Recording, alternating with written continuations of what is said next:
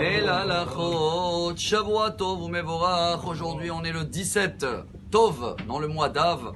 Et comme on est dans une période où où tout le monde ils sont en vacances, c'est important qu'on retient ce qu'on vient de lire dans la paracha pour savoir demander ce qu'on a besoin et non pas ce qu'on a envie. Car quand on est dans les envies et les plaisirs, ça il faut se débrouiller avec, on va dire le Yetzer Hara, celui qui s'occupe de ça. Hachem, tout ce qu'on a besoin, il s'engage. Mais pour cela, il faut 4 conditions.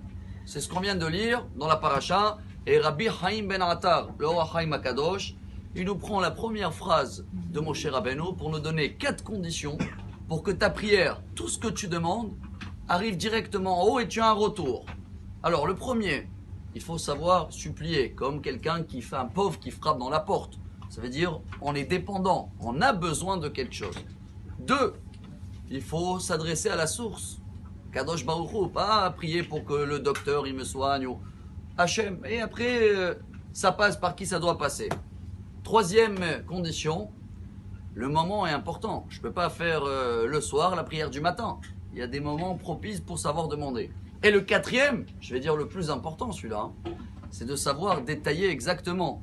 Pas dire on se comprend. Le Midrash il amène une histoire comme ça, Shmot Rabbah, 7e chapitre, qu'il y a quelqu'un, il était dans le désert, vous vous rappelez, il transpirait, il n'en pouvait plus. Il a dit Dieu envoie-moi un âne, envoie-moi un âne. Et quelques minutes après, sa prière elle s'est réalisée. Il y avait un prince sur un âne libyen, comme ça ils appelaient à l'époque. Et à côté une ânesse, elle vient d'accoucher. Le petit, comment on appelle le petit âne là?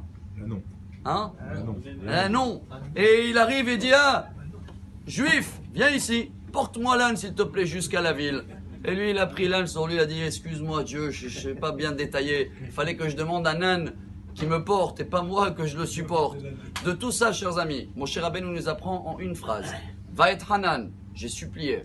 El Hashem, la source devant Dieu. Ba'et Haï, dans le bon moment, les morts. J'ai bien détaillé tout ce que j'ai besoin. Et pour cela, chers amis, pour commencer cette semaine en beauté, il y avait un grand rabbin, vous avez entendu parler de lui, Rabbi Shlomo Ibn Gevirol. Il y a à peu près 1000 ans en Espagne. Il a écrit beaucoup des chants qu'on connaît. Il avait une vie très compliquée, décédé assez jeune.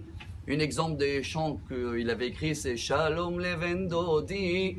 Alors lui, il a fait un résumé de tout ça pour avoir une semaine royale. Il a dit en hébreu, je vais essayer de traduire avec mon français bidon. Bakesh ma she'ata tzarich lo, ve'azov et ma she'encha tzarich. Ki be'ozvecha et ma she'encha tzarich, et sakta et asher ata tzarich. Traduction. Demande toujours à Dieu ce que tu as besoin et abandonne, laisse de côté ce que tu n'as pas besoin. Car quand tu as laissé de côté tout ce que tu n'as pas besoin, tu as obtenu ce que tu as besoin. Shavua Tov et Besorot Tovot. Amar Rabbi Elazar, Amar Rabbi Hanina.